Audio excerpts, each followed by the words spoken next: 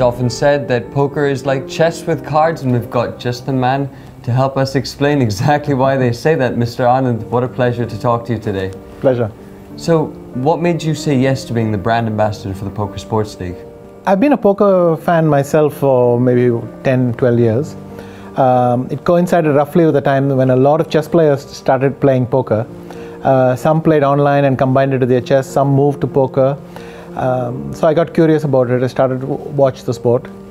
And so when I had a invitation to be, like a ringside seat, watch the Poker Sports League, I was very happy to accept. Fantastic.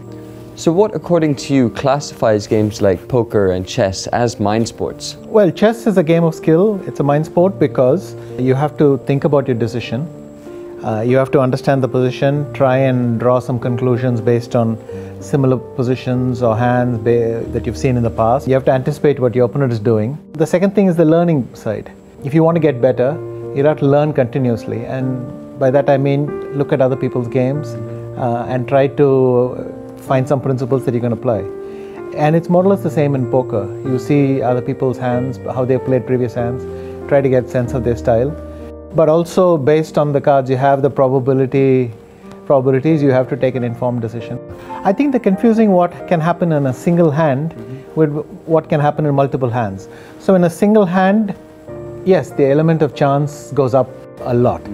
But over multiple hands, it becomes about skill because probability more or less reasserts itself if you play something over and over again. You see that certain players who do well in one event then do well again in the next. Also, to give you a completely different argument, computers started beating the best human chess players about 2 decades back. That happened only recently in poker.